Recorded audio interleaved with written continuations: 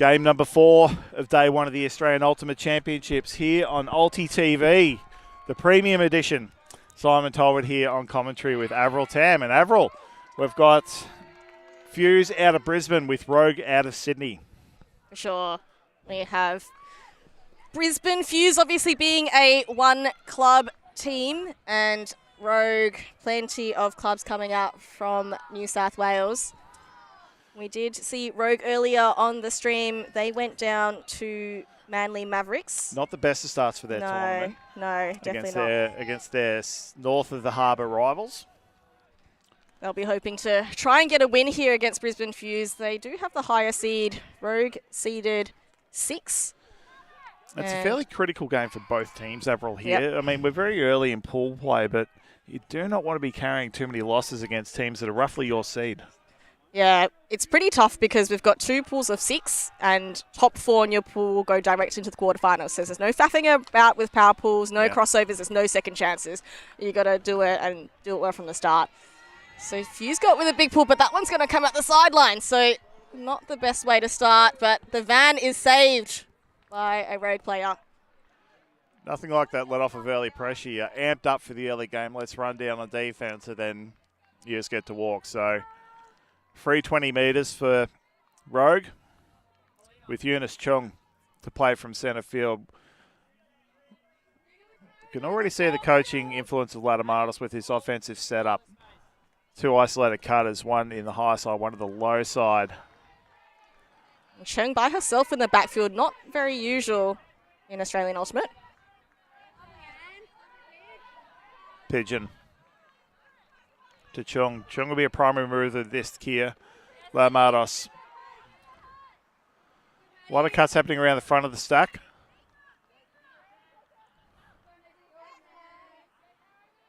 Ruiz. Chung every second pass, just about. Pigeon. Happy not to take too many shots at the end zone early, but Eunice Chung has shot that up the line for Rogue for the first goal. Simple offensive hold. Nice clean offense there, Av. Yeah, and I really like the way that they've actually moving the disc very quickly. So that quick movement, constantly changing the angle of attack, keeping the defender on their toes. Really like that from Rogue. They look really coordinated and very disciplined.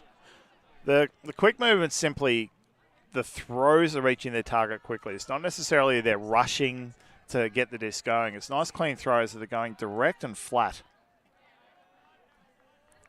Yeah, that's Maddie Owens with the score there in the end zone. As we said, expect Eunice Chung to get plenty of disc here, one of their primary offensive handlers. And Maddie Owens, a very good cutter, coming off Barramundi's campaign, so she was at World Ultimate Championships in the Gold Coast just last year, aiming for another solid campaign here at Nationals.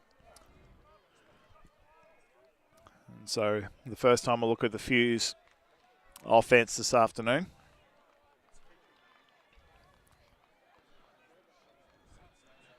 Big omission for Fuse is Kat Smith, or Kat Perry now. One of their leaders. She is still here on a coaching capacity, but certainly be missing her aggressive shots, particularly the long ones. One of the best backhand huckers in Australia. So it definitely changes the way this team plays. So it'll be interesting to see what adaptations they've come up with this season. Nice simple vertical stack to start us off with. Tam. Salisbury. Lots of space on that high side. Simpson. Cuts coming from the front of the stack. Ellie Koning. Throws into a bit of traffic. I think 2 cutters had attacked the same space and it's been overshot, so and a lie. And the throw too high, bounced out of the hands of Rhea Carpenter there. So Fuse will get a second look, about 15 from goal, centre field. Tam. Beautiful forehand break shot to Ellie Koning. First goal from Brisbane didn't come clean. Certainly not, but I really like that throw from Tam. That was a break around throw, that lefty flick. Gets nice and low, very well balanced. Just a one throw score. Here we go. Both teams playing very close on the mark, which is allowing those, not comfortable, but those low break shots to come out. So both teams we've seen score with break throws on that left side of that left end zone. Not too much wind to speak of at the moment, although there's small gusts here and there. Throwers breeze, really. I guess it's just the unpredictability that might affect a couple of those catches. We did see a couple of execution errors, maybe the wind having a play into the catches. And I made a bold call in an earlier game today, Av. The grass, very, very soft here, very soft and thick, and so it's almost like running on like a gym mat. And I think that's actually going to take a lot more out of the players' legs than they expect. So I wouldn't be surprised for these teams might be their second or third game today. I think second for these two teams. I think we'll see a lot of overthrown hucks. Just the legs will be a little bit slower than expected. We'll definitely see a lot of it on Saturday and Sunday. But I think it'll start to sneak into some play here today. Yeah, with that springy grass, having to like push off a lot harder to actually push through the grass and then into the ground and then push off. Really works over the calves. Yeah, and I think also we've seen a few of the more downwindy points, those overthrows as well. So both of them a factor into the missed long shots potentially. So that's the second pull out of bounds for Hughes. They're going to have to tidy this one up to try and avoid giving more free meters. Simple vertical stack here for Rogue this time. Cuts coming from the front of the stack. Chung.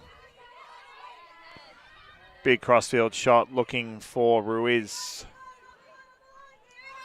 Continues up the line, slings the shot down the middle. Nice clean offense. I think it's Eliana Rico with the goal there. I think that might have been Pigeon in the end zone. Pigeon, of course. Just saw a lot of cutters going long, and I thought, well, that's what the play is here. That crossfield shot by Chung really set this up. Left Fuse all out of position.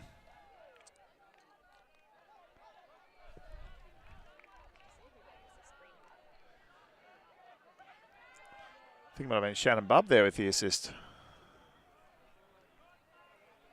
We said this one to break the game open. Chung, obviously very beautiful throws. And you're right, Bubb with the assist to Pigeon for the score.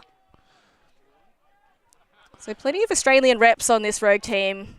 Pigeon, as we know, on the Firetails, Bubb on the Barramundis. It'll be that'll be a key connection that Fuse really have to put some work into. So Bubb doesn't mind a long shot. And if she's got receivers like Maddie Owens, like Brenda Lamb even, strays to the end zone every now and then. Ruiz as well. She's a very intelligent player. Finds space. Yep. Any of them got their step on the defender. The shot is going up. So Fuse, I don't know whether you drop one loose defender out the back or just a bit looser on the mark. Rather than getting right up in their grill, take a step off. Give yourself time to react to any big movements from throwers. Yeah, I did see on that previous point, whoever was marking Chung was more of a flat mark for the first few seconds. So obviously trying to deter the big game they know that Rogue has. Yeah. Simpson with the short pass first off the pull. Cut's really been extended, but a simple run through D there for Brio dos Santos Lee. She goes big and large for the goal. Gallant effort there, trying to get the bookends. Trying to do. I expected a little bit too much of her there. She got the run through block, and then throw wasn't quite floaty enough for her to run onto it cleanly. So Fuse get their second look at offense. Big layout bid there from Adrian Fleming. Out of her fingertips though. Rogue 20 from goal. Janacek. Tar really wants the high side. Charlotte Owens. Rico. Lots of cuts coming towards her, and Celine Tara's just wandered straight through. Not often you see a simple goal like that, just the open underside. Yeah, just got steps on her defender there. Just beat into the front cone. So that is the first break of the game, and the first score on the right side, end zone here. Eliana Rico She is from Colombia, having had plenty of experience on the Colombia national team as well as lots of success with Revolution. So a pretty handy pickup for Rogue. Very handy recruits. Rogue's a team that's just sort of always hovered around that 4th, 5th ranking for the last few years. They've been very quietly sort of building almost like a dynasty team. They've got quite a lot of... They're probably in that age profile where they should be starting to make some semi-final finishes now. That sort of average age of sort of 23, 24, 25. Starting to come into that the window of where players are hitting their peak. Yeah, agreed. I think a lot of players now in their kind of mid-20s, and they've played a lot of Frisbee together, so that counts for a lot as well when you're getting to the pointy end of tournaments. And I think the other thing is, I think over recent years, Rogue have been a little bit hot and cold, so the consistency hasn't quite been there. But like you said, this is their window. You know, if they can string some good games and do that consistently, like they know they can do it. It's just whether they can do it on repeat efforts and again over 4 days. So if they can do that, they'd be pushing, like you said, for a semi-final berth. So we see the Rogue defensive line. Coach Alex Latamados calling the matchups.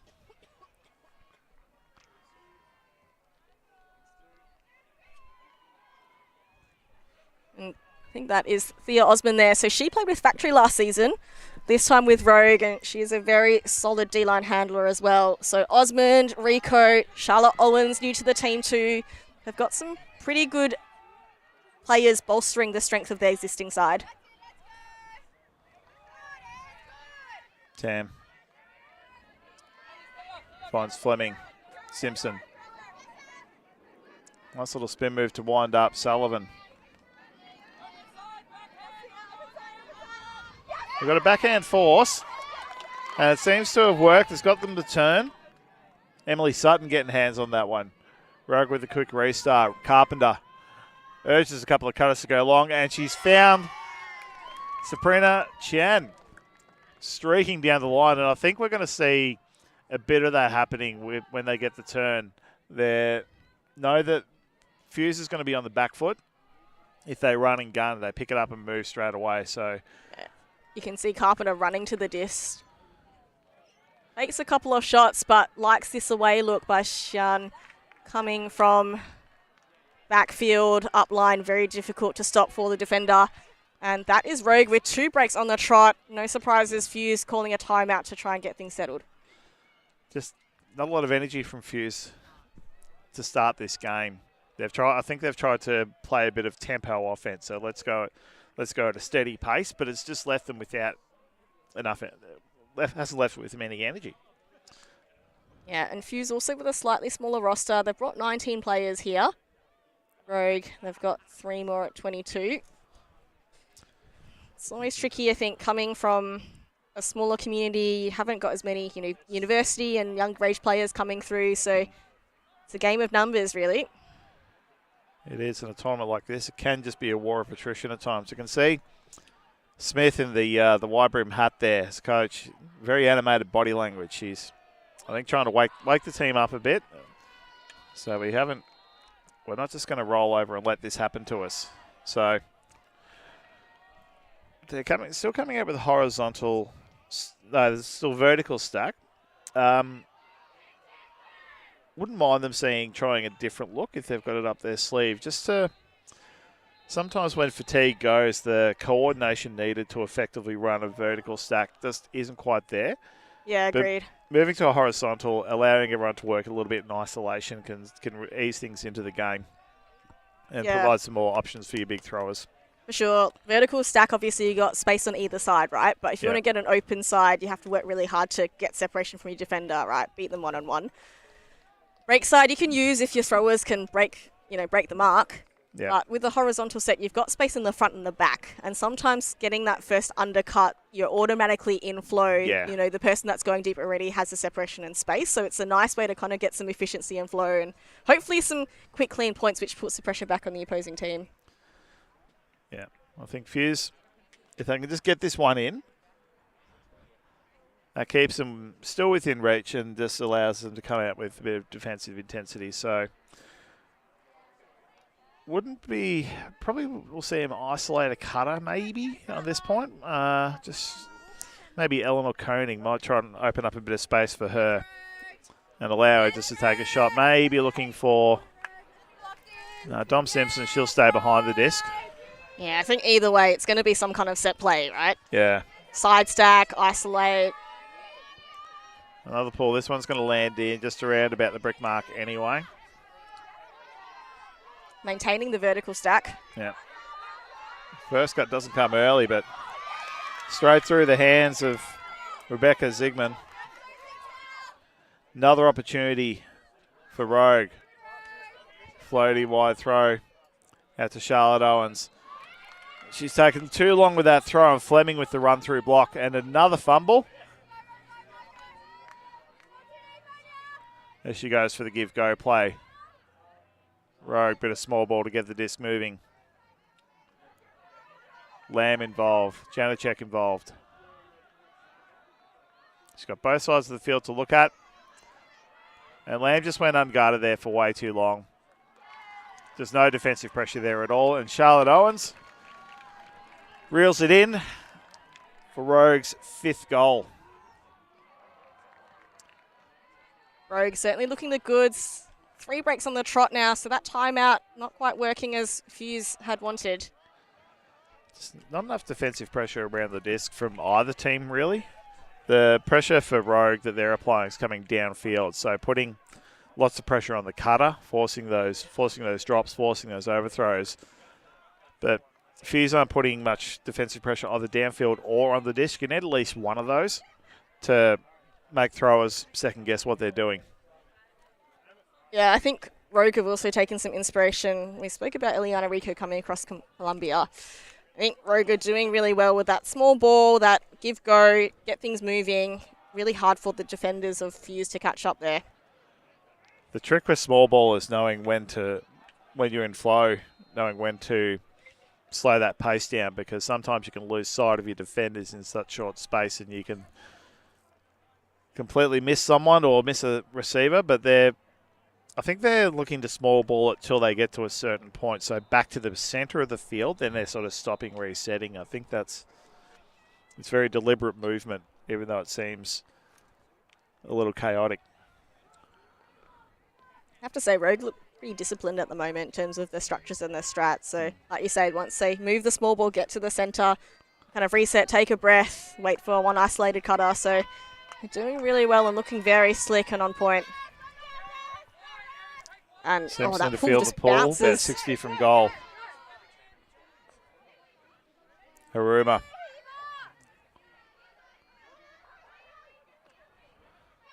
Stokes.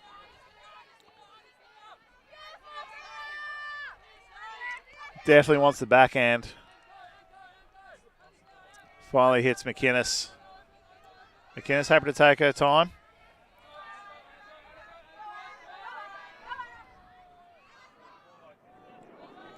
Sullivan and Haruma getting involved. Beautiful leading pass there to Georgia Sullivan. Fantastic around backhand throw. Not quite in the goal. Looking to isolate one cutter. A lot of traffic happening around the disc. McInnes takes charge. Nice little 1-2 move with Akari Haruma. And probably the least surprising pick call I've seen in some time. There was a lot of chaos happening around in close quarters there. Yeah, it's a real contrast. Rogue, as we said, looking very disciplined, coordinating their cuts. Fuse, on the other hand, seems to have too many cuts going or none at all. The calls, there's offensive foul is the call. I think there's contention that a cutter at some point had leaned into someone, perhaps. I'm just trying to read body language here, Alf. I don't actually know. Yeah, difficult. We are 40 metres away. Yeah, difficult. Looking at the replay, it's not super clear what the infringement was. But there's no. Now they have a chat, so yeah, a bit of a delayed call. Not too sure what happened there.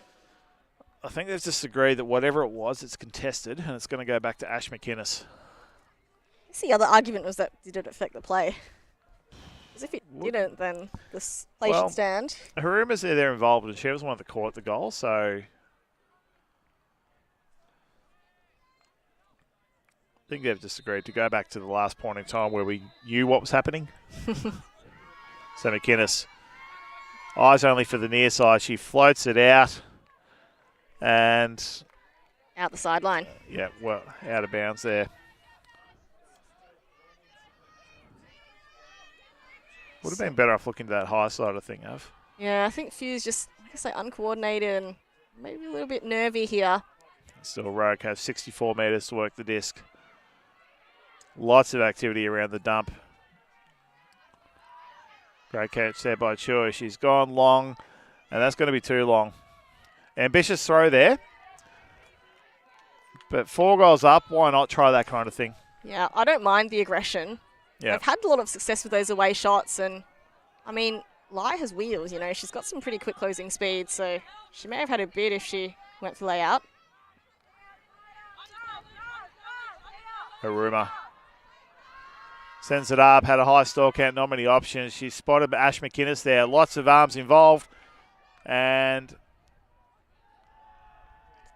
Chua came down with the disc, but I think Ash McInnes saying she may have been infringed there. There was a lot of arms went everywhere there. So, contact definitely happened. It's hard to ignore that it didn't, but just whether... Yeah, you know, these floaty discs, lots of bodies underneath it. I think one could really call a foul, but... McInnes had held her ground, but got a decent shove in the back there. But I think she's agreed to retract it, given the absolute chaos that ensued after that. So, yeah, hand signals certainly look to be that way. Disc will remain with Chua. Nice big backhand shot.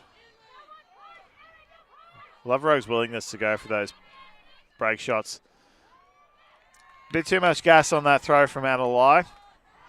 McInnes on the doorstep now. Simple backhand shot to Akari Haruma. And Fuse punch in their second goal. And that's going to stem the flow a little bit, Av. Yeah, that was desperately needed by Fuse.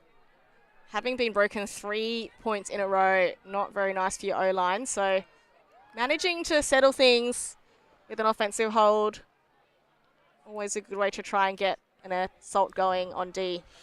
What I liked is they didn't panic and decided they needed to change their offensive set. Yes, it hadn't worked for the previous 3 points, but they thought, no, let's persist with it. Let's keep backing the same players. It will get there. So just that trust from the leadership in the team to execute the plan. Yeah, paid dividends, and now they get to have a go at defense. Yeah, I think a lot of the earlier turnovers were execution based, so it's well within their control, right? Once they can tidy up the catches and the slight missed throws, still got to sniff at it. It's a long game, you know. Score cap is 15, time cap 100 minutes, soft cap of course, so plenty to play still. So we're 23 minutes in, 7 goals, so 3 and a bit minutes per point. It's about standard pace. You see Claire Barcham, Kat Perry out there. You see a lot of coaches, they'll get out there and call specific lines for defense, but offense they tend just to let go on and do their thing because offense tends to be a lot more well rehearsed. You've got however many reps in at training throughout and tournaments throughout the season. Let them do their thing. And then defense is where you find your creativity as a coach. Defense wins games, right? Because if offense can hold, and it's a breaks that count. Offense can only lose games. Yeah. Can't win them.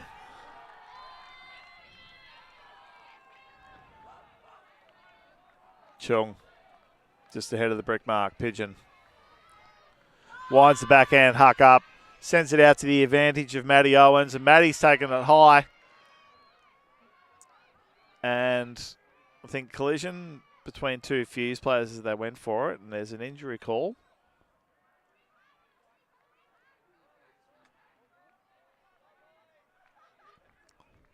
And the goal has been called.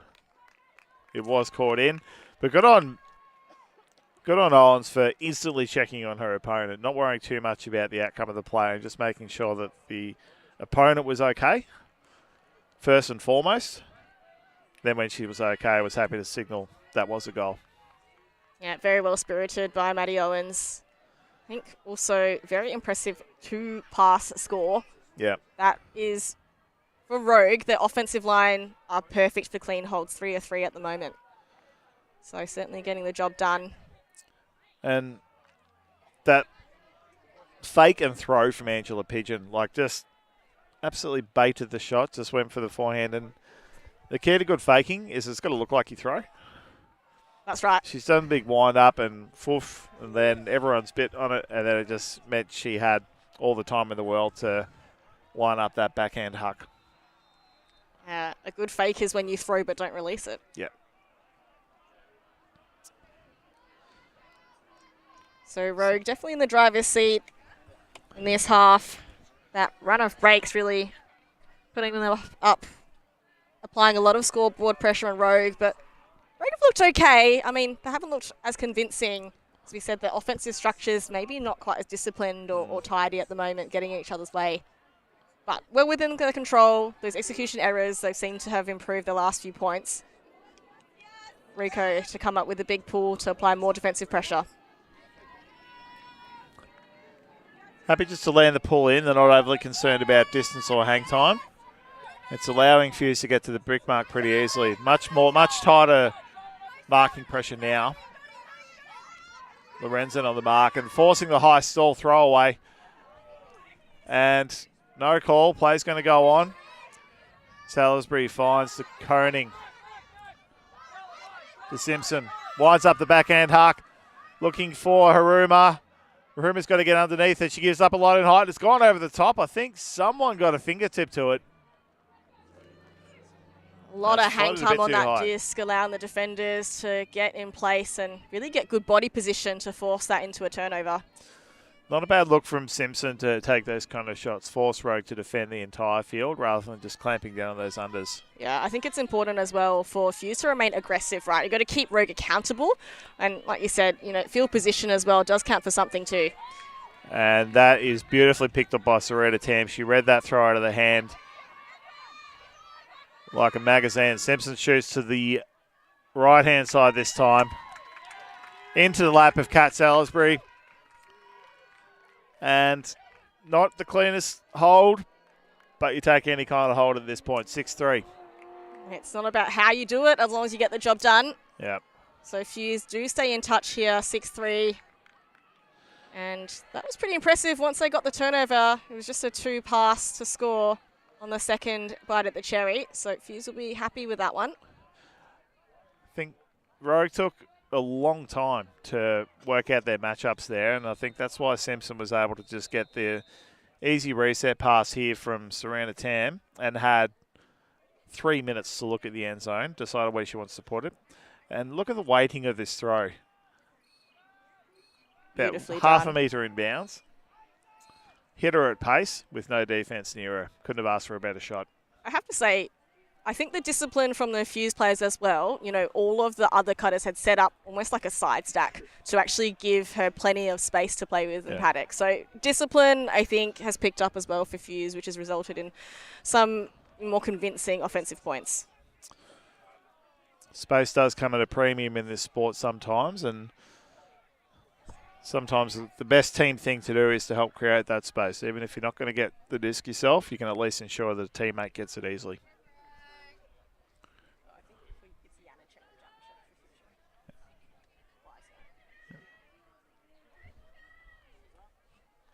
So Sheila Fleming now with the pull.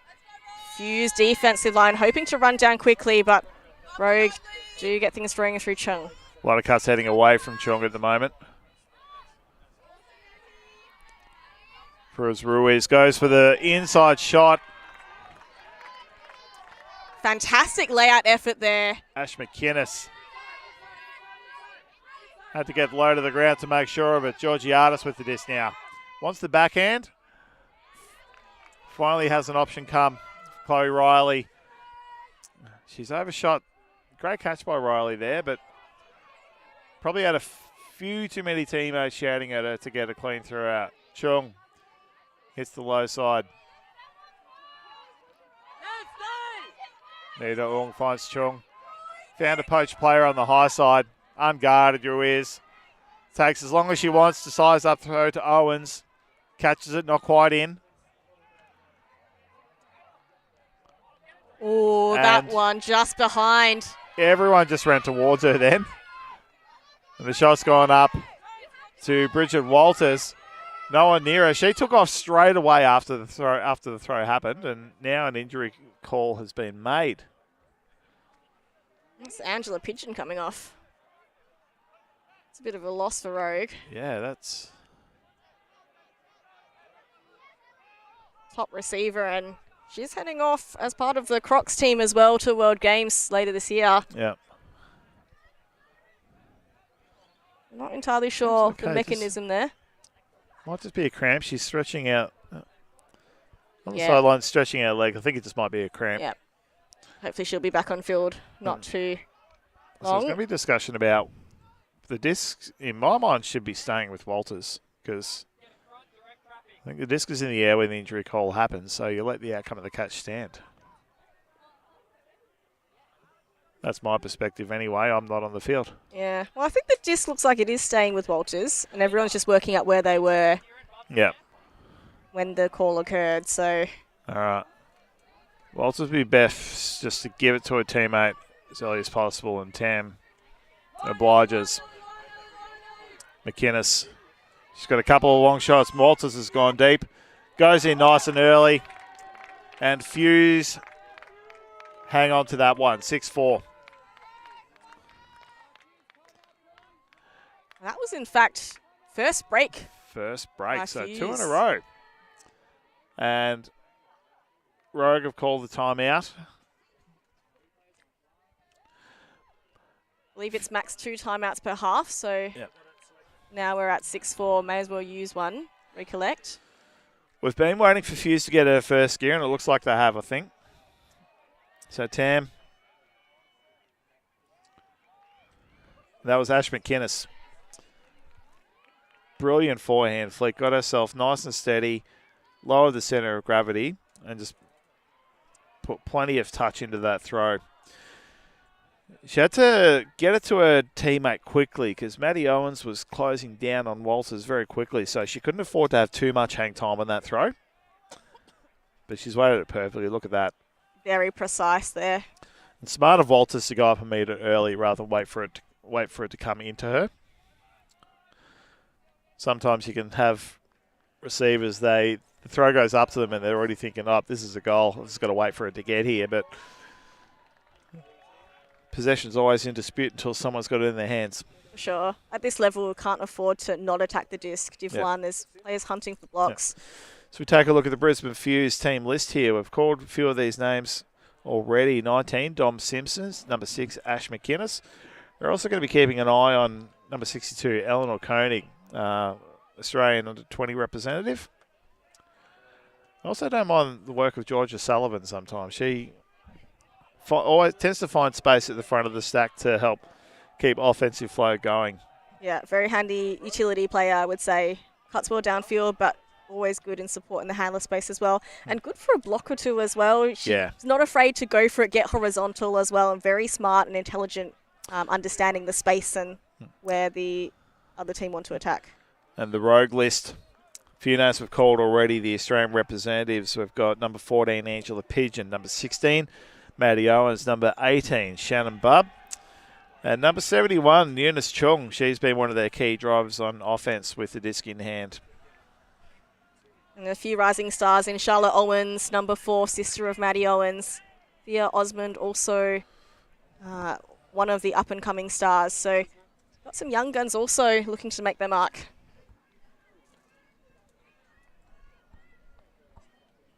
So good to see Fuse here with a break. See what they can do with another opportunity now. Hopefully this can be the start of a bit of resurgence towards the tail end of this first half. Don't be surprised to see a set play here from Rogue with a long shot involved. Chung. Take a long time to set up their stack. Bub. Owen's coming towards her. Wants to move it backwards. Owen's coming right behind the disc. Wants to hit the low side. Chung. A lot of cuts heading away from Chung. They're expecting her to shoot Owens. Yeah, it's a pretty flat mark here on Chung. Ruiz back to Chung. So foul called. As she pivoted across, wore a bit of contact there from Akari Haruma. I think Haruma giving the old classic I was there first. Yeah, I think she had, that arm, maybe a bit of wrapping. Yeah. Look, it's certainly not a deliberate action, but just accepted foul call. Yeah, just reflexive movement on the mark to try and cover as Chung was going for that backhand pivot. Yeah, accepted. Call's accepted by Haruma. So Chung will have a fresh stall count starting from 0. Happy to move laterally. There we go. There's that break backhand she's been looking for. Bub. Close to goal.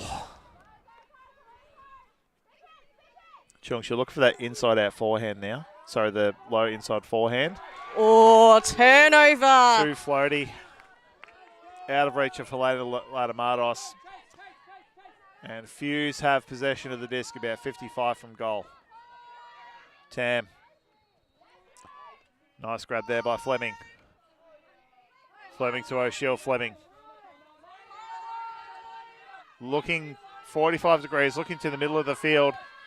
Has to just shoot. And she started the stack. She threw it to the advantage of all her teammates. Hirakawa. Low pivot. Sends it out long, flat to Haruma. But not before a pick call. Jeez. So the two Japanese players combining there. And Hirakawa frustrated because she couldn't have made a better throw, I think, in that situation. She says from Chung, just a bit too much. She's been throwing low, like flat and hard, but then decided to just sit one up, and I don't think Latamatos is expecting that. So Haruma gets the cuts going again. Hirakawa takes her time looking for it, but dumpers in too close. Latamatos throws it to the advantage of Owens. Owens has an empty field ahead of her. No stall count. Chung. Nice little 1-2 motion. Again, Owens unguarded at the moment. They've got a loose defender somewhere, but you can't afford to leave players like this. Let them throw whatever they want. Latamatos. Ruiz back to Latamatos and straight across to Owens, who did what she wanted, that possession. I mean, with no pressure at all, why not just hit the space, hit the easy throws, and just keep the disc going? You can't leave Maddie Owens unguarded like that and expect to get away with it. Just a really classic dump swing. Happy to use the width of the field here. Nice fake here by Ruiz to get the defense trying to cover that break side. And in the end, Latamatos to Owens there. Too easily getting open. So again, talking about this discipline from Rogue. One cutter at a time, isolated. They know exactly the space that they want to attack, and they coordinate so well downfield. No risk. There's no risky throws. They're happy just to throw clean shots every time. And the cutters are starting to be a bit more in tune with the throwers now. For a while there, they were all moving away when the cutters were looking for unders, the throwers looking for unders or moving towards them, other way around. Starting to be a little bit more unity now, and cutters are connecting at the right time. So 7-4. Rogue to pull. Now with a half break happening when the first team gets to 8. So Fuse definitely want to hold this one in because they'll be coming out on offense to start the second half. Yeah. A 3-goal deficit at halftime. A 4-goal deficit at halftime is a big, big barrier to overcome. But if you've got it down to 2 or 3 starting on offense, that feels far more attainable. So a crucial point here for Fuse. Cutter set up very far away from the disc.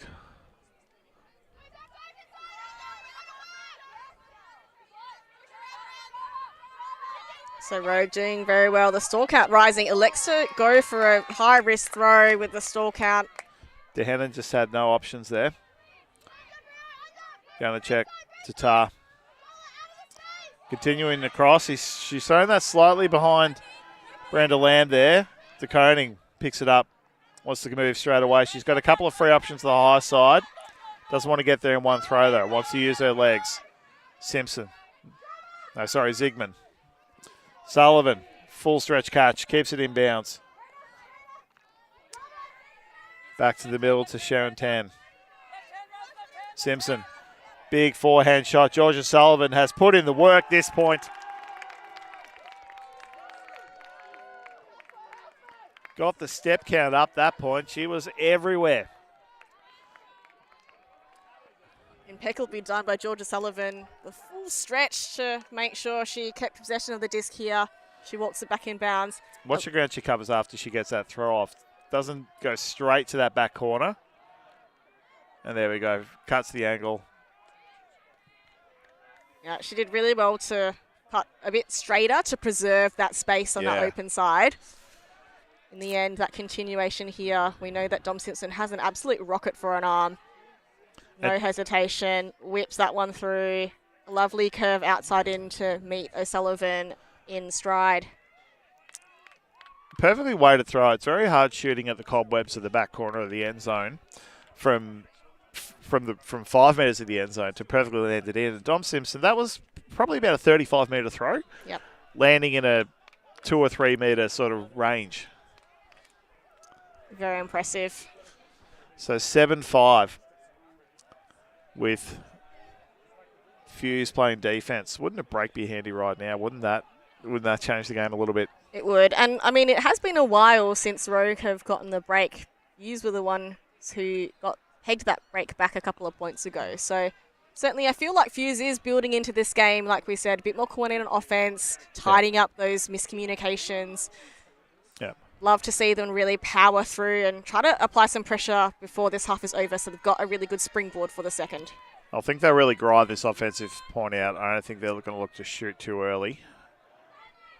Isolating cutters through the middle there, but well covered by Fuse. It's Bub. Chung. Holsters the shot. Ladamatos. Nice move from the cutters back to the throwers and just getting Chung to take the shots. Too easy. Just walk that into the back end again. There's just not really enough defensive pressure on Eunice Chung as a thrower. She's just able to step out for that back end around so many times, and it's just opening up the field way too much and putting all the downfield defenders out of position. Yeah, it has been Haruma who's been taking that much against Chung. It's been interesting because I think she's doing all right on the mark, but it's very difficult when Chung is just quite happy to take some backward passes. Perhaps maybe playing a slightly different defense on her, forcing Chung to actually move upfield. So it always feels a bit risky as a defender. You kind of want to sag off and just push the handler back, but for Chung, she loves that, right? She's quite happy to take the behind and then swing or behind and then the break throw. So there is a very, very tiny medium in between those two modes somewhere, and there's a lot of trial and error to find that. So Rogue take half, 8-5. We're going to take a short break. We'll be back with the second half in a few minutes.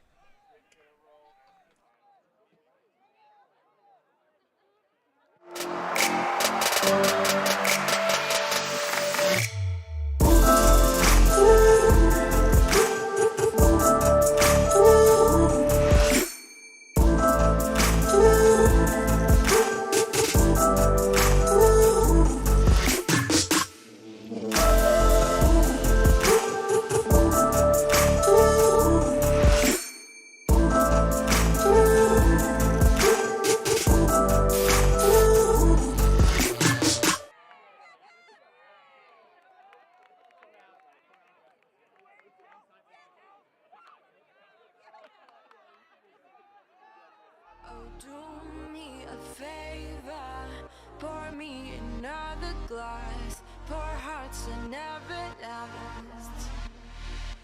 Oh, take me. I'm a wild one, getting bored out looking for attention. I'm not looking to meet new friends. No, I've been looking for love instead, for someone I appreciate, and everything across my way. I love that I don't know your name. Oh no, I never meant to misbehave. Something about you makes me crave. You really are a different taste. I love that I don't know your name. Sunrise is dancing up on the rooftop bar. Don't really need to talk. I'm reading the silence. I think it's pretty clear. I'm always so sincere. Oh, take me. I'm a wild one, getting bored out looking for attention. I'm not looking to meet new friends. No, I've been looking for love instead, for someone I appreciate, and everything across my way. I love that I don't know your name. Oh no, I never meant to misbehave. Something about you makes me crave. You really are a different taste. I love that I don't know your name.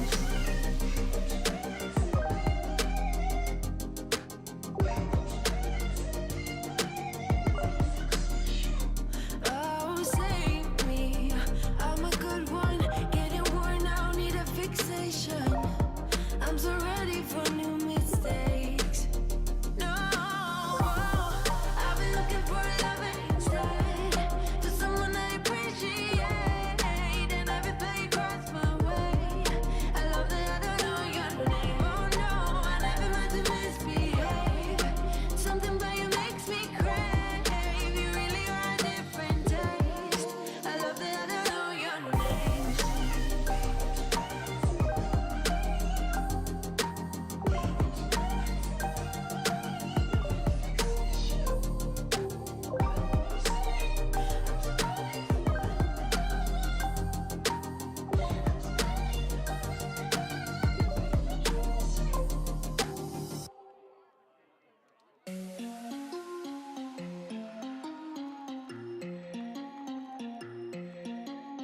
I know you have questions, I don't have answers, clearly no manners, baby. I know you want it better, putting on the pressure, 'cause pressure's gonna get the very best of me. I give a little something, doesn't come for free. Oh, I know you have questions, baby.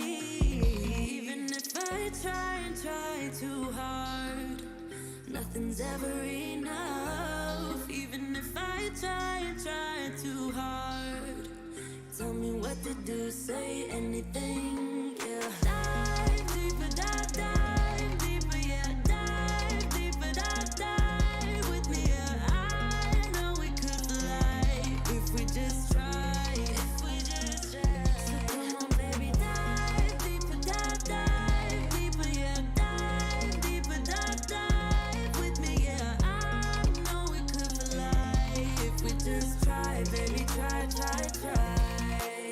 You find it distracting, hold of our issues, rather die with you. We no longer talk when it gets hard, so it only gets harder.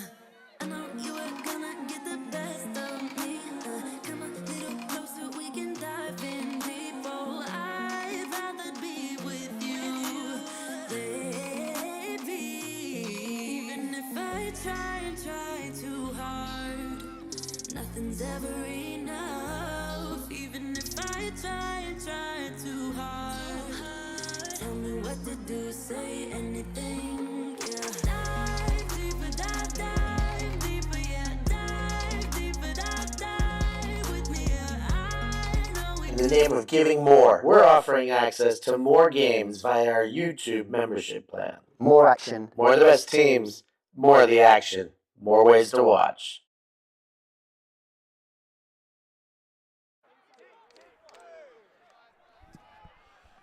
Back with the second half action Rogue out of Sydney playing Fuse out of Brisbane. Simon Talbot here with Avril Tam.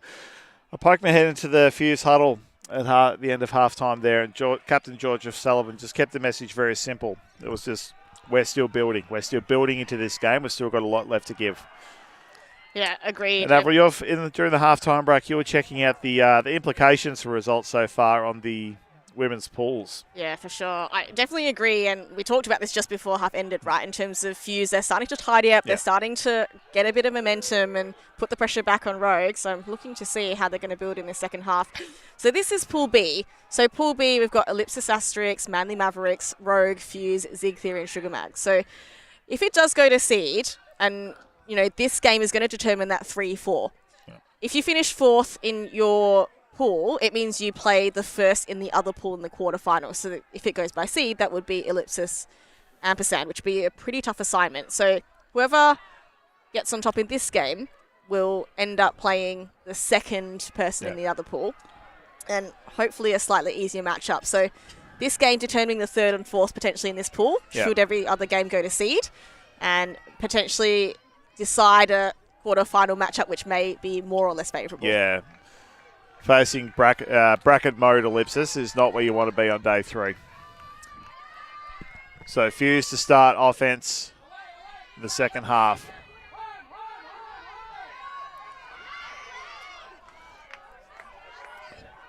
An early turn.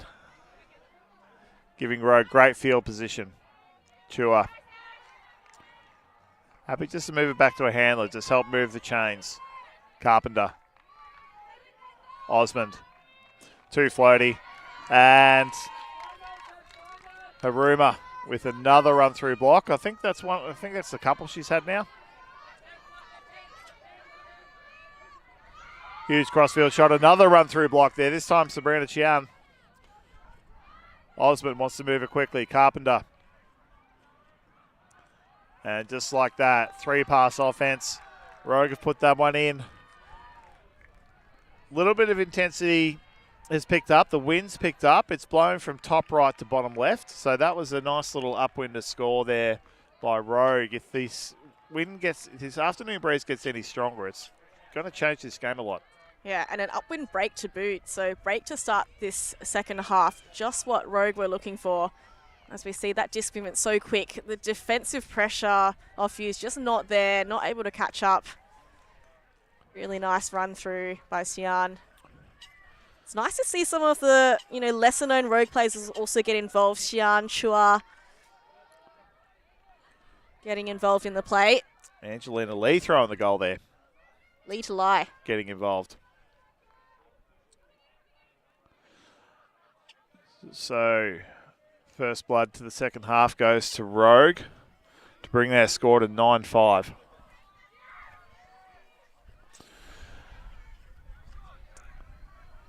And the coaches, we're going to see the coaches start to get a lot more involved because they both, as we've said many times now, it's such a crucial game for both teams. And Fuse, as soon as your margin gets out to 5, generally at Nationals, that's game over.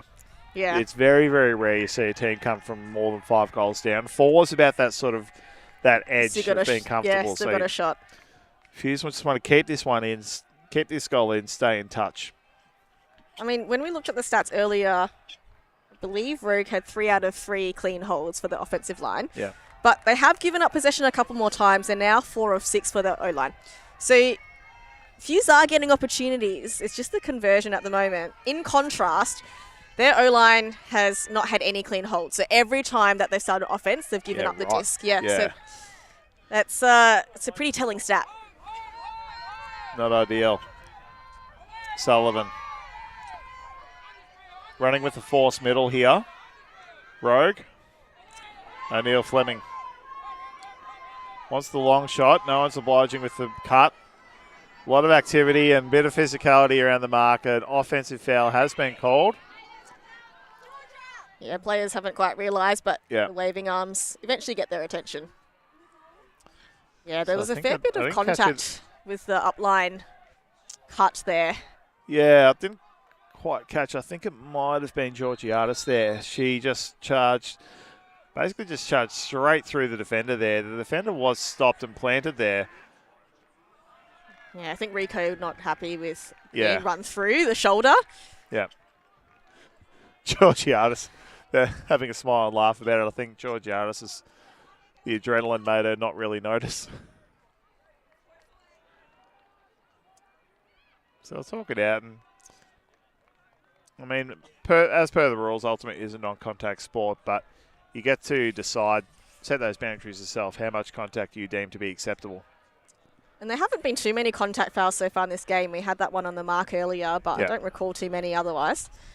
Yep. And so it is an accepted foul. Yep. Georgiadis indicating with the open palms. So the disc remains with O'Sheill Fleming. It's going to come in on 1, given that it is an accepted foul. So time to reset.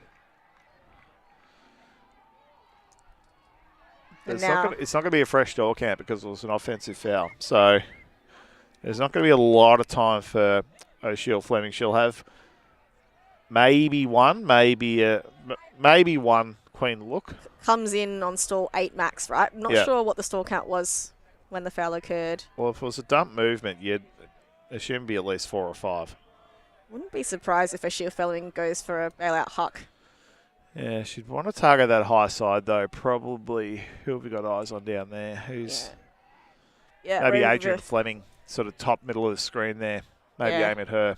Because you see here, they've got a couple of players on this side. So, as you said, that left corner looking the goods. So a big backhand shot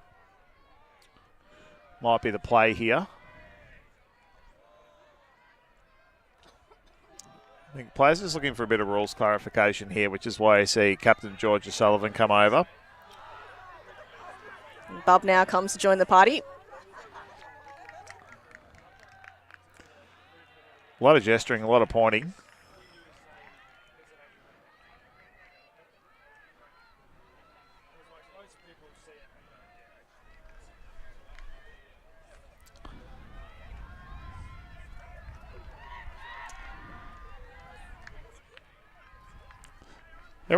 They're taking the time just to work out what seems fair. They're not necessarily arguing about the sort of the call inches itself. or the centimetres. They just go, what's going to seem fair here?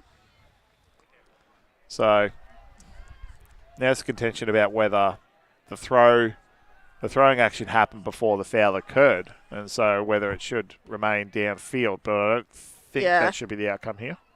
Yeah, I guess the overarching theme in the rules is, did the call affect the play? So they've actually decided in the end that, O'Sheill Fleming was going to chuck that anyway. And because Sullivan's ended up with the disc, with an extra 25, 30 metres. Well, look, good on both teams for just coming to that amicable agreement that that's what would have happened without the foul. So O'Sullivan, about 15 from goal. Not much upline room to play with. Not much happening for her, so she has to float it up. Aiming for Georgiadis, and Georgiadis gets the second goal at it. Puts the lefty flick out, looking for Fleming with the teammate. goal. So a bit of an unlikely score by Fuse, given a couple of those throws weren't quite to the target, but eventually make it work. They don't draw pictures on the scoreboard. If you get there, you get there. And sometimes with this late in the season, you've just got to learn to be able to scrap things like that. So Georgiadis had a lot go her way at that point. Lefty flick there. And that's probably the actual look, heading to that high side, because teams are going to be forcing throws to come to the low side of the screen to make those upwind throws more difficult, more tricky. Yeah, we did say when they had that stoppage earlier that left side of the end zone was going to be the target. Indeed, it's true. So, to zone or not to zone, Av? Zone. Zone? You say zone? I don't think their match has been working, so you got to change things up. At least force a different look. Force Rogue to do something different to at least slow their offense down, I guess. Say again? At least slow their offense down. Yeah, that's right. And Rogue will be throwing a slight upwind. I don't think it's really going to bother much of these throws. It definitely won't bother Shannon Bubb at all. As you can see, Sullivan and Janacek just sorting that one out. They just making sure everyone's still happy with how the game's being played. I think everyone is. It's been a well-spirited game. Yep. Both teams in plenty of positive vibes, even if they're... Yeah, I think good discussion and also taking into account the opponent's perspective as well. Yep. Very fair-minded. Barb Chung still with the match look, but a horizontal set. Ruiz. Again, a lot of defensive pressure on, and that's an easy as you like goal for Charlotte Owens. Again, just not enough heat around the mark. All the rogue players basically just could throw a forehand or a backhand. I'm not even sure if that was supposed to be a straight up mark, because if it wasn't a great one. It wasn't effective, no. Just on their heels, then tie a point the defense. I think maybe a switching force Yeah. almost. But I think when you get to such a short field there close to the end zone, the switching You've just force gotta pick a side. really, it's very risky for your downfield defenders because they have no time to anticipate or react. There's just not enough time for your downfield defenders to adjust to any kind of switch in the force, especially when it's already 3-4 in the end zone. It's already ahead of so many throwers. So 10-6 now to Rogue. Again, we talked about that 5-goal margin. So Fuse just need to keep putting in their offensive points and they've just got to lift somewhere on defense. Yeah, the O-line's humming along. They've only been broken one time. Yeah. So, and also the other thing is their clean conversions, 5 out of their 7 points on O. Yeah. So they don't give up the disc easily, that's for sure. Yeah. And to be honest, at the moment, the way Fuse are playing, I don't know that they can get the conversion even if they get possession. So as we see the Rogue defensive line out there, not mixing the lines much. They're sticking with their regular combinations, their regular units. Yeah, maintaining that chemistry. trusting them to get the job done. Yeah. Dom Simpson out. Hopefully they stay aggressive, Fuse. Dan Ooh. Koenig. Aaron Healy had a good sniff of a deep there. Fleming, Zigman's towed the line, kept it in, but she's right on the side, about 20 from goal. Not where you want to be. Koenig. Fuse happy to work it up the line. And they've gone, and that's been a huge layup bid there. Just out of the reach, though, of Serena Tam. So Carpenter to start Rogue's offense. Healy. Haven't seen a lot of Healy to date in the game so far. Good to see her out there. Carpenter unleashes the forehand bomb, looking for Angelina Lee. Great defensive positioning there from Serena Tam just Serena gets on Tam. that inside shoulder. Yeah. Beat for height there, but not beaten to the disc. Smart there because I think she knew on a downwind shot the disc is going to drop suddenly. So if she takes that inside line, holds that position, and when that disc did drop down, she was there to make a clean bid on it. Yeah, it forces Lee to have to reach over the top of her, which is always going to be difficult to complete. So there's an injury called. Yep. I think might just be a cramp or maybe copped a cleat to the foot, I think. So Haruma comes on. Wind has picked up very strongly now. So Fuse throwing into a pretty strong, it's almost cross wind, I'd say, kind of top right to bottom left almost towards the camera. Not quite up and down field, so but it's a speed enough to be annoying now. Zigman. Carter's heading away from her except for Adrian Fleming with the lateral cut. Simpson heading deep. Haruma. Too loose that throw. And Fleming had to go early. Zigman had to go early. Under heat from Adelaide. Long shot's gone. And it's gone too far. So as you said, the wind gusting up significantly at that point. No other team's really adjusted to it just yet, but Yeah, throw's going to have to calibrate. It has been a long day. It's a lot easier said than done. Osman put plenty of force into that, plenty of shoulder rotation and power, just a little too much in the end. Fleming with an absolute ball to Koning. Koning launches a forehand looking for Lily DeHannen. Takes a nice safe two-handed grab right on the goal line. Takes her time, sizes up where all her teammates are. And Haruma with the second effort. She overran it, got thrown behind her. It's looped up and around. She's dived back and secured the goal to make it 10-7 and keeps Fuse in touch. Super sub Haruma comes on, they get possession and work their way down. Very impressive by Fuse there. Important hold for Fuse. Absolutely. There. They gave the disc to Rogue twice. And I think Rogue weren't able to make any clean offense out of it. Good patience here by Lily DeHannen just to use her full stall count, not rush herself, look for one option, and the throw's pumped up. And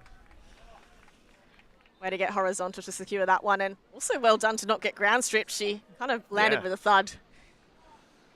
So Brisbane Fuse, can they set this second half alight? if you're to going try and to, surely zone look now, surely. Because the wind has picked up to a point where it would be an effective D. And at this point, you can't just afford to be trading. You need to do something to get the disc off them and put in a conversion. For sure. I think, like you said, there's a bit of a crosswind action, right? So forcing the throwers to either throw into the wind or even with the wind and forcing to throw out, I think is not a bad strategy.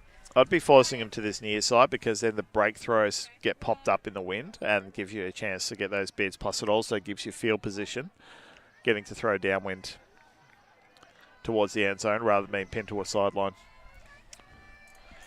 And there's still time on the clock as well. I believe we are at 60-odd minutes, almost. Yeah, just over an hour. Been fairly quick scoring this game. Yeah, I think all those very small pass offensive holds from Rogue has made it very, very smooth. Pigeon back to Chung. A lot of cuts coming towards her. Fantastic defensive bid by Sullivan. Ruiz.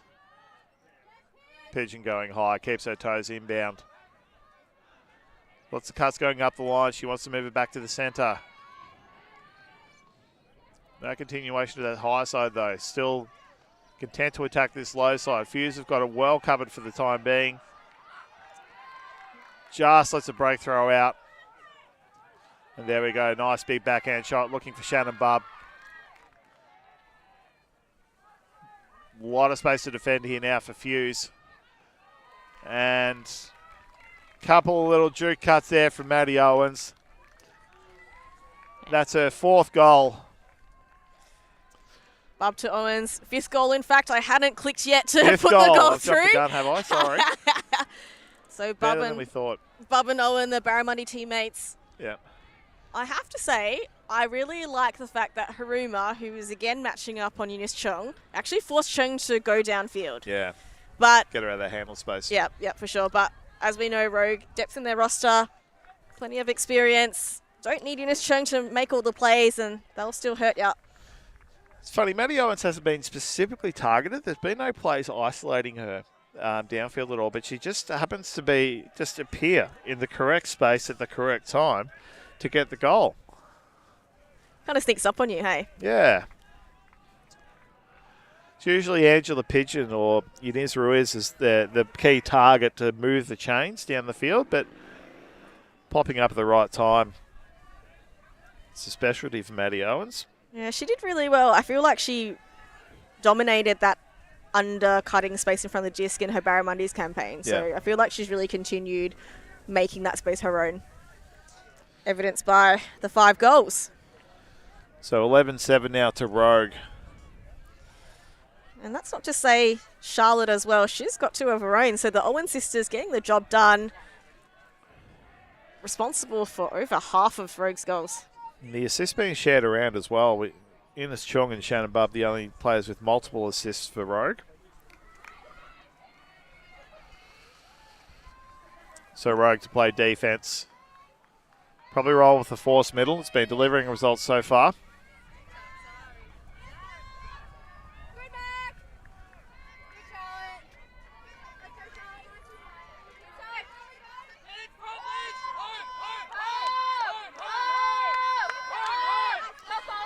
You can hear the calls from the sideline as they switch the force each time. Simpson, she's floated that one out. Looking for Koenig, having to do a lot of work to get there, but it was... had travelled out of bounds before then. A rare throwing error from Dom Simpson. So Janacek to start for Rogue. Wind about fairly. 35 from goal, pinned on the sideline. Wind has really picked up now, Rico. Tatar. Rogue working to that high side before they shoot. Rico now looking at the end zone, urging cutters to come towards her. Janacek under a lot of heat from Simpson there. Chua. Happy to punch it in down the sideline, easy as you like. That's the 12th goal for Rogue, and I hate to say it but that's that 5-goal margin. It's a rarity. It's not impossible, but it's rare for teams to come back from this margin, especially this late in the game. And I think with the calibre of Rogue's team as well, the depth they've got, not only open age, national representation, they've got a few under 24s as well on their roster. They're also priming up for their upcoming campaign in Spain. So just the depth there, and that is another Owens goal. This time Charlotte popping up, making sure she's not outdone by her sister. Healthy little rivalry between the two of them. Yeah, so that's 8 goals for the Owens already. 8 of 12. Yep. 3 quarters. If you're an opposition coach or player looking to formulate a plan, defensive plan against Rogue, you'd be putting the work into those two. So Eunice Chung, you'd be not allowing her to throw easy break throws, and you'd be paying lots of attention in the deep space to Charlotte and Madeline Owens. So Brisbane to receive the pull, heading the downwind-ish side of the field as the shadows get long as we go late into day one here, the Australian Ultimate Championships.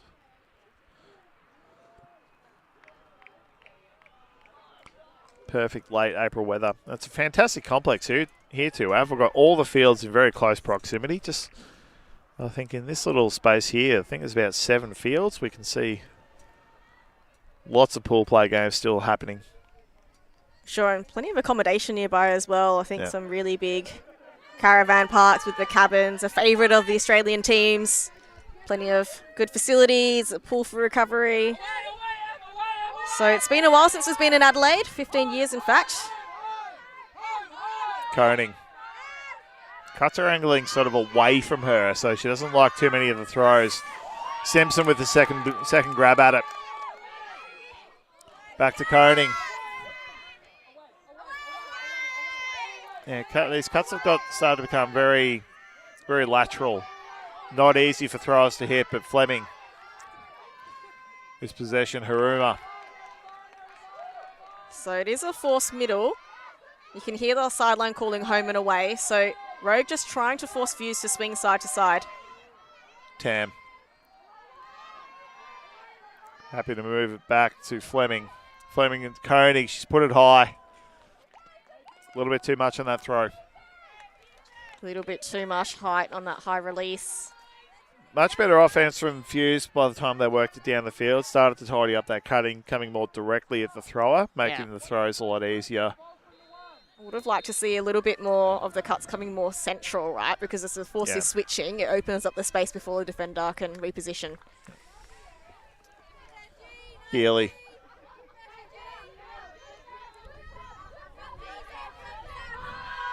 Big shot there from Thea Osmond. But the Koenig eats that one up, and she's overthrown Tam. Tam had to go under it because she was under defensive pressure, and it's floated over the top. Rogue, 20 from goal. Carpenter. Again, not much defensive pressure on Osmond. Osmond gets a bit too cute there. Looking for a shot into the middle of the end zone where all the defense is. And that is swatted away by Akari Haruma. Huge let out there for Fuse as they get another goal possession, 64 metres from goal. Fuse have to hold this one to stay in touch. Yep, horizontal stack here. Shot goes up to Koning. She's tracked that down beautifully, but not much support with her. She'll have a high-ish stall count by the time someone's there downfield. Fleming. Simpson having to reach high for it. McInnes trying to organise direct traffic there in the stack as Tam gets the up-the-line shot. Haruma's gone, had that front corner all to herself, but the throw just too low, too wide. Yeah, that looks like a pretty fatigued throw. Selena Tam's usually pretty accurate with the disc in hand. Shorter roster, backs against the wall. And it's hard throwing those throws with touch, trying to sit up into a downwind space. The wind's just going to push it to the ground. Ennis is calling travel.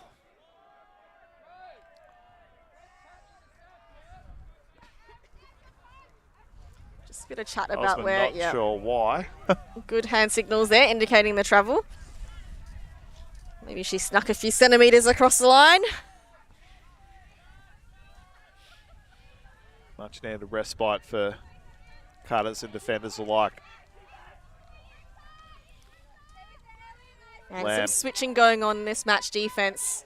In the end, opens up the underspace. This is much tighter defence around the disc here from Fuse. What we've been looking for them for the whole game. Yeah, again, they're switching to try and protect the initial underlook, so forcing some really short throws. Oh, they've got him pinned to this sideline now. You can see Ash McInnes going block hunting, which is why Osmond's free. Carpenter. Urging cutters to come towards her. Heads to the high side. Great throw. Relieves that pressure. Osmond. Beautiful read of the play by Haruma. Her cutter was heading out, but she knew that throw was coming under. It was not going to go over the top. And Simpson will have the disc. 25 from goal. Sends the floaty forehand out, looking for Haruma. Lands in her lap.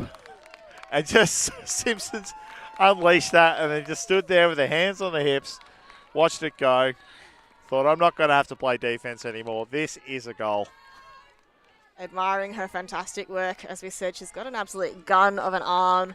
And calibrating her throws for the wind as well. She put plenty of height on there, but enough shape to ensure that it flew and floated, as we see Haruma there with a fantastic poach block. As you said, knowing that her defender was clearing but not active. Yeah. Just sneaking in to get the hands in. And the one throw score here after a couple of turns. Haruma also did really well to box out. I think that was Lai there. Push her under the flight of the disc and then just backtracked to read that easy float. Wouldn't mind seeing Haruma get downfield more. Start to be an offensive target. She's usually around the handle space of the front of stack, but I think she's one of the few Fuse players that I think have still got that extra gear to give to this game. So I'd like to see her being a bit more of a target for the likes of, say, Fleming, Simpson, and Koning as throwers. I agree. It does seem like Fuse don't really have some, big receivers with big presence. Like we've seen Koning sneak downfield as well a couple of times. I think she's one that can also maybe amp up a little bit now in the latter stages.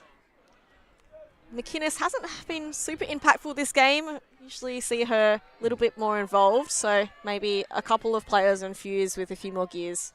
I think Rogue have been just hyper aware of her presence and are trying to throw where she's not. So again, Haruma with the matchup against Chung.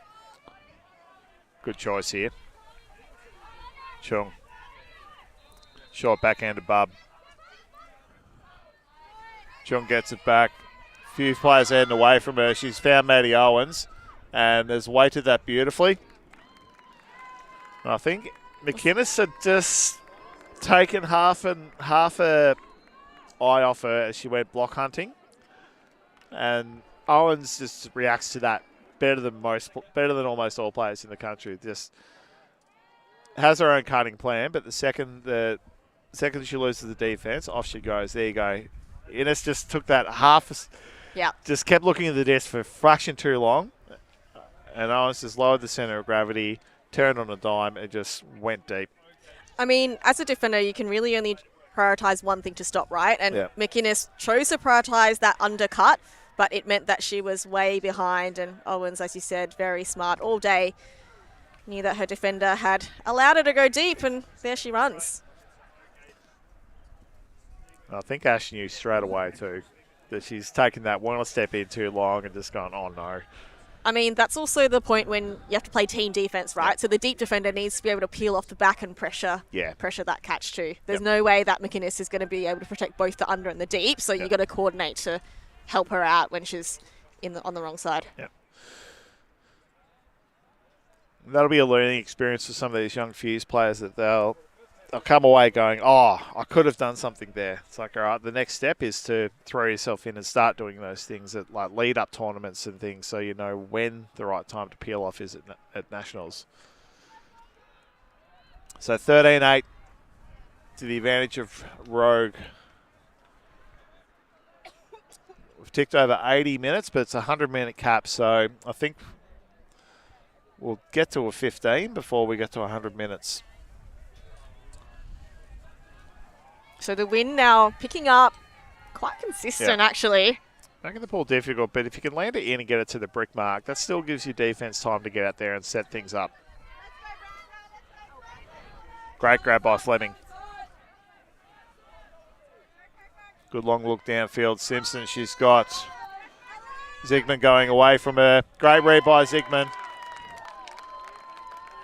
Great veteran player by there. You said it before that some of the road players, the Fuse players have done it. They've run right underneath the disc, so their rogue defenders follow them, and then they've backed away as the throws died in flight. It's a classic veteran move there, especially if you know you're giving up a little bit in pace to the defender. So you can see Zygmunt's just run right under it and then doubled back, and I think the rogue defender there, I can't see who that was. I think she realised I've been had here. Yeah. As you said, just box them out, nudge them under the flight path, out positioned completely. That was Rico there. So actually, not a bad option for Fuse. They've got a little bit more height on their team compared to Rogue. Yeah. So staying aggressive with the shots when you've got shooters like Dom Simpson, it's pretty fourth assist there for Simpson. Getting busy in the second half. And that is Fuse's own, it's their second clean hold of the game. Yep. So they'll certainly be looking for more efficient points like that. The wind really gusting up now. Yeah. This will be an interesting factor later in the tournament with wind later in the day, especially when we come to Saturday when semi-finals happen later in the day. So teams will definitely be putting this note in the back of their mind right now. Things will change throughout the day. Yeah, I've been told by the locals that this afternoon time is a prime time for the breeze to come through. Yeah. So the morning games and the afternoon games, like you said, different conditions, the players needing to recalibrate. Caught at 4:45 here local time. We're getting late in the day. Sunset usually around about 6:15 this time of year. That ball's going to land out of bounds. I was going to say, she got some decent distance on that one, but a little bit too wide. Yeah, this is going to work to the advantage of Rogue. Gives them time to set up, know exactly who's going where. And with Eunice Chung, who's got it centre field, both sides of the field to look at. Haruma's got that matchup again, forcing her slight backhand this time, but allows the forehand out to Pigeon. Pigeon's got an isolated cutter coming towards her. Defender so far away. Ladamados, Chung. Everyone's directing to that backhand side. She throws out the leading pass. Look at Shannon Bubb. But run through block by O'Shiel Fleming. Hung in the air. It's a bit too long. Not many cutters coming towards her, though. She hasn't got many options, so just has to go for distance. Cutters just, I think, weren't ready for that. And yeah, that was Sinead O'Shiel Fleming urging players to come towards her, but no one had the legs to do it. So she's just going to go for field possession and try and pin Rogue to a sideline. So Chung's going to bring it in bounds. It's probably forced to throw this way, maybe. Yeah. Up isolated here, but that one is overthrow. And I have to say, the stack was very far away from the thrower given the conditions. Yeah. think I heard a little bit of a touch on the disc there too from Haruma. Stokes. Haruma. Wouldn't mind getting the disc in the hands of Sullivan here, and Haruma going to the end zone. Stokes gets the upline shot, had to bid, but first point of contact was out of bounds. Fantastic effort. So Chung, long shot will come here, I think. Sees Owens in short. Owens pinned on the sideline. Great forehand shot out, but it's gone too far for Helena Latamatos. You have to put a bit of heat on those throws going into the wind, and it's hard to judge if you haven't been throwing them all day. Wind stronger than it's ever been now this game. Yep. So we're getting gusts of about 20 to 25 k's per hour. Haruma here to pick up, telling the stack to come in closer. No, they are set very far away. Stokes can't get clear. High throw. O'Sheill Fleming. Easy shot. Stokes getting busy this point. On the doorstep. Goes to the inside shot, and Lily DeHannen overran at first. It's popped up past her, had a defender on her hip, but she's just locked her eyes onto the disc, tracked it into the hand, and Fuse keep their game alive. 13-10. What a time to get a break back here. Fuse certainly down on the scoreboard, but not down and out. As we see here, we saw that poach here in the open side, but meant there was space at the back with the defender looking at the disc. You turn your back completely to either the thrower or the receiver, and you leave yourself with only half the information needed to play good defense. It's aggressive positioning, but at this level, you've got to be somewhere where you can keep eyes on both. Yeah, I mean, you can hang out in that space for the first, few stall counts, but you got to, just angle your body so you've got your direct opponent in your peripheral vision. Because once you turn your back and lose sight, they're going to punish you all day. Yep. Timeout being called here. I think that might have been by Rogue. Yeah, I mean, look, they've got them to use. May as well do a set play. Yeah. Get a quick, easy score. Like we said, the O-line has been ticking along. 7 out of 10 clean holds.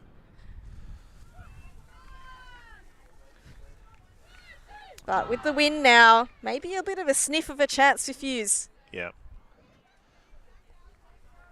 I mean, a break here would make things interesting. It would bring it back to a 2-goal margin. But still, Rogue only need to hold twice to close the game out. You did say the magic number of 5. Yep. We'll see if that still rings true. So the halftime message from Rose was that they continue to build. And I think they have done that this half. They've done that very well. I think staying aggressive is also really important. A couple of those long shots by Dom, with obviously a couple of completions, a couple maybe not quite complete, but you got to still keep putting them to keep the Rogue defenders accountable. Otherwise, they've got to all, creep in. Just close on the others. Yep. That's right. So sometimes just being threatening and aggressive, forcing the defenders to have to protect that deep space opens up that underspace. Yep. And you can see Dom Simpson out there. Can't see Ash McInnes is out there. She was hiding.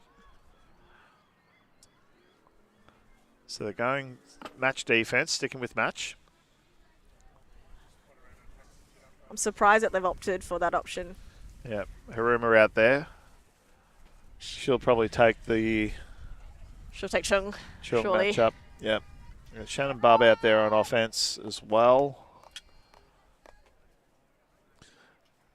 So it'll be a flood play, I think, from Rogue. They'll stack horizontal, and then the wing that's closest to camera will be heading crossfield for a lateral cut. Looking for a game. Probably, it's usually Pigeon. Who's that target?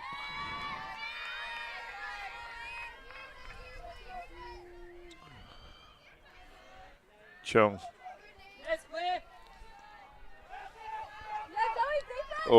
Back to Chung. Everyone heading away from her. She hasn't got much coming towards her. Oh, got a foot on it. Oh, nearly a foot block. McInnes nearly gets fingers on it too. Owens. Gonna check. Short to Owens. Few heading away from her. Just not enough gas on that throw. Falls well short of the target. that wind really pushing the disc almost vertical. There's no way that it was going to float. It was angled straight towards the ground. So we see this here on the replay. The Open Division Club Mammoth from Brisbane, they're on their feet now, starting to make a bit of noise. That'll lift the energy of the Fuse team as they have 64 minutes to travel. Not only that distance, but pinned on the sideline too. Simpson lines up, looks at Haruma. That's going to drift. That's going to die early. Bub's in good position. One go at it. Haruma read that beautifully off the hands. Renica. Lots of time, gets low on the backhand. And just a rush throw there by Chloe Riley. Rowe picks up and goes quickly. Pigeon, unguarded. Sends the long shot. That's kept it low and flat. Usually a good option, but I don't think the receiver was ready for that throw to go where it was. So the receiver had gone long, but literally turned just as Pigeon released the throw. So it's just those slight miscues here, giving Fuse the opportunity on possession again. Good cut, good throw, just not at the same time. And with that previous point, Haruma was isolated. She was isolated. She was always going to go long for Dom Simpson. I wouldn't be surprised if we see something similar again. Maybe McInnes this time the target.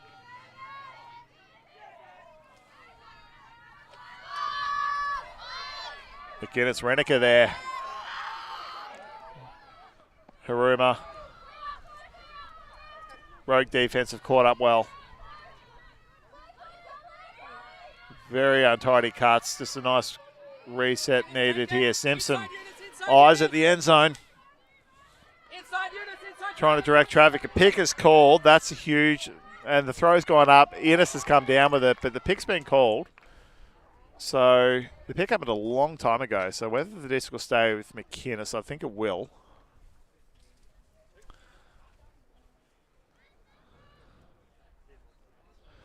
So I think they're going to agree the throw will remain with McInnes just because they've played that out as if it was happening. So you can see this head signal's gone up. It's surely a stall 9 throw as well. McInnes having to go full horizontal.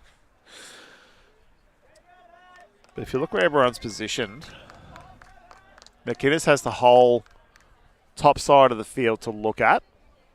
So it's just going to be pure foot race cutting from Fuse. They'd want to make sure that only one of their cutters hits that high side, and you'd probably want you'd probably want Haruma to hit that space, even though she's got probably in the worst position to do it. Maybe Renica. No, maybe Georgiadis might have a sneak slash across or something like that. Yeah, but either case, you'd want to make sure that only one cutter's going to go. Just talking about positioning of players now before they tap the disc in. So this is a prime opportunity for Fuse. They've got about half a field. They've just broken Rogue for the first time in a long time. Yeah. And if they can get this one a second time, that will go a long way to this potentially unexpected comeback. So I think there's a retracted foul call in there somewhere. So the disc will remain with McInnes. Cutters, as you said, a long way away. Yeah. McInnes doesn't have an easy out here. So has to go low and wide, and that's Chloe Riley's come up with it this time. So double back, Isabel Dink getting involved. Dom Simpson has picked out Zoe Renica with a perfectly weighted backhand throw. She let that go and was already walking to the sideline before Renica's even put that in. Ash McInnes, MVP at that point, saved that a couple of times for Fuse. And Fuse standing around, having chats, players signalling goals. I think that just may have been an internal team chat more so than a foul discussion. Everyone's paused, so the goal stands. 13-11. I don't want to say we have a game yet because I think Fuse probably need one more to make it truly interesting. Yeah, but they've got 2 breaks on the trot, right? Yeah. So it's not impossible. True, but hold here for Rogue. That means they then have 4 goes at it to close it Seal out. the deal, Yeah. See here. Great Beautiful. grab by Riley. So I thought that this was down, and she went off to the races thinking that she was going to receive something on offense, but that kind of opened things up here for Fuse. So a bit of confusion. She ends up making ground, but that's how the players get out. Like we see Zoe Rodica all the way in the end zone. Dom Simpson can throw in that space all day. Beautifully weighted inside out backhand. A very difficult throw to pull off. Incredibly difficult. And what you also see here.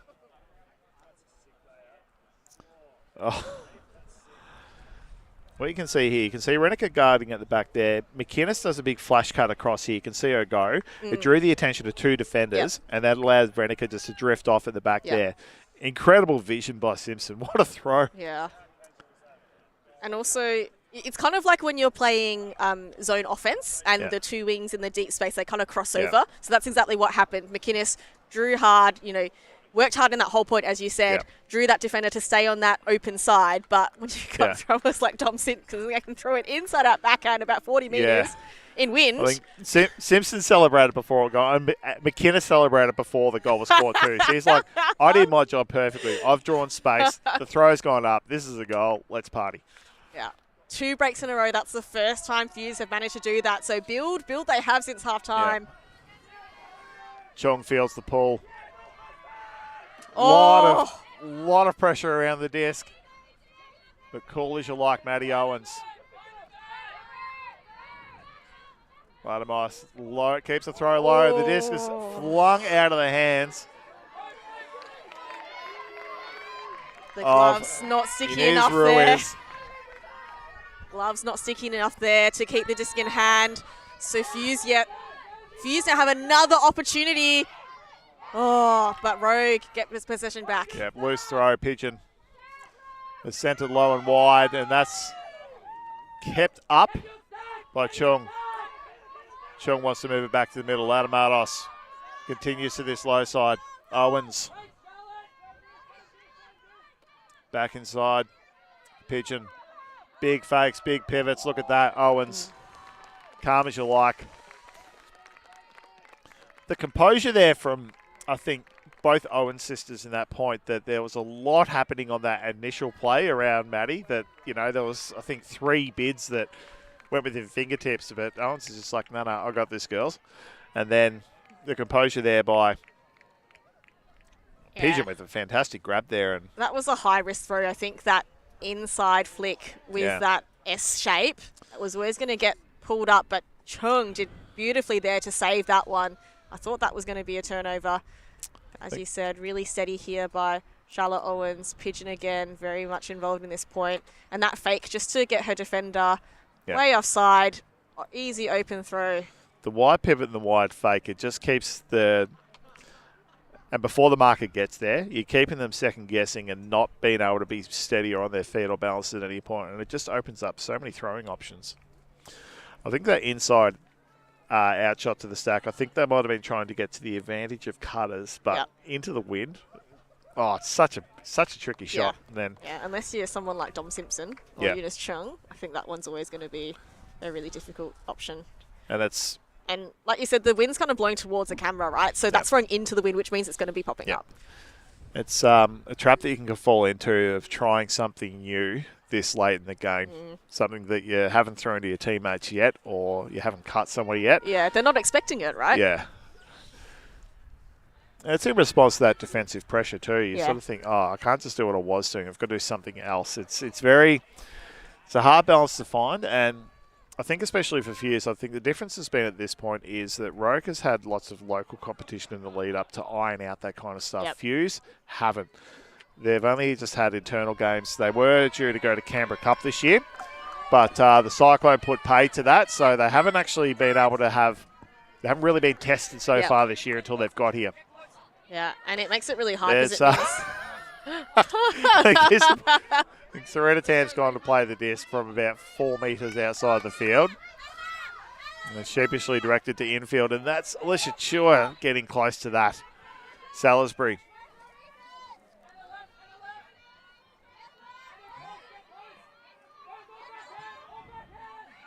Lots of heat on every pass here in Koenig. She's called strip on that. I think that's a pretty reasonable call. Yeah, agreed. I mean, that was a nice inside shoulder taken by Lee. Yeah. But I reckon De Koning got there first. Retracted call. Ah. Okay. So Koning's retracted that call. Maybe didn't believe she had full control of it. You generally know as a player if you had it or not. There's very few maybes about it. High break side shot into the hands of Alyssa Chua, and a pick has been called. I was wondering why everyone was open. And no cheering to speak of for the goal either. Yeah. So again, just throwing into the wind, that just pops up a little higher than intended. I don't know that Chua was the intended receiver there.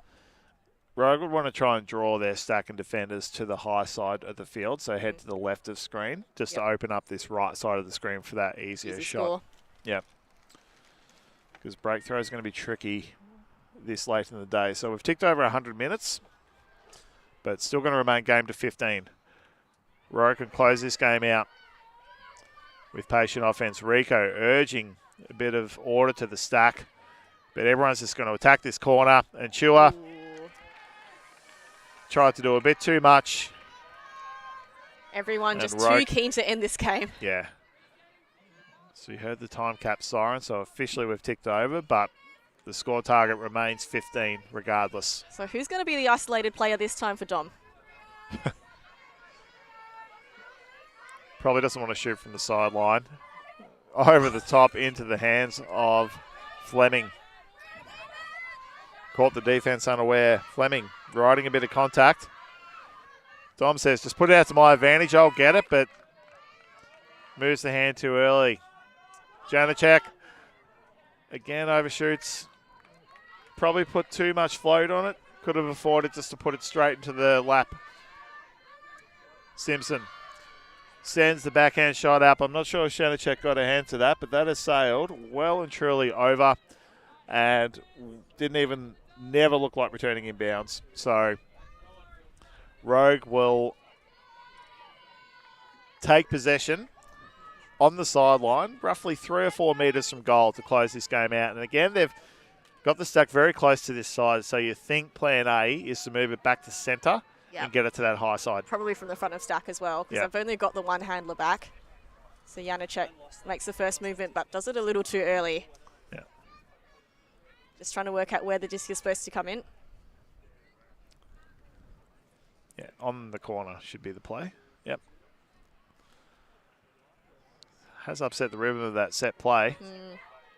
And Rico Janacek found the space. Everyone forgot to follow her because they expected her to double back, and they've caught that. They've closed that out, and Rogue take the W 15-11 in what felt like it was going to be a one-sided game early on, but Fuse did very well to keep themselves in it for most of the afternoon. For sure. I feel like they dug deep, and they did really build. The initial couple of points were honestly just a lot of execution errors, but as they tidied those up and then they tidied out the coordination of their offense, they got some really nice flow. Yeah. And Dom Simpson with her really aggressive long shots, they made the most of those ones to mount a little mini comeback. As you said, Simon, the margin of 5, just a little bit too much to claw back. And Akiri Haruma getting busy too with 3 goals, 3 blocks. But let's not discount the efforts of Rogue. Ran through a lot of players, so I think about 10 different players getting assists, but a couple of familiar names on the end of most goals. Maddie and Charlotte Owens, 10 goals between them. And Rogue are looking dangerous to go deep into this tournament, I think. Yeah, I think as we spoke about earlier, this team coming really into their prime. They've got a really core group of players who've been playing together for a long time. It's just the consistency. If they can play like this against all teams throughout the whole 4 days, they're looking a shot at the semis. And day 1 in Adelaide for 2025 ends. If you're hearing our voices, that means you've subscribed to ULTI.TV's Patreon. We thank you for doing that and helping the crew here bring us multiple games. So we've got 8 games tomorrow, 4 on the main stream field, 4 on our stream field. So we'll be seeing you at 9 a.m. Central Time tomorrow. Central Australian Time tomorrow. For reference, it's currently 5:30. So 15 and a half hours till we have more Ultimate. Avril Tam, thank you for your time. Thank you for your company. Simon Talbot here signing off on behalf of ULTI.TV.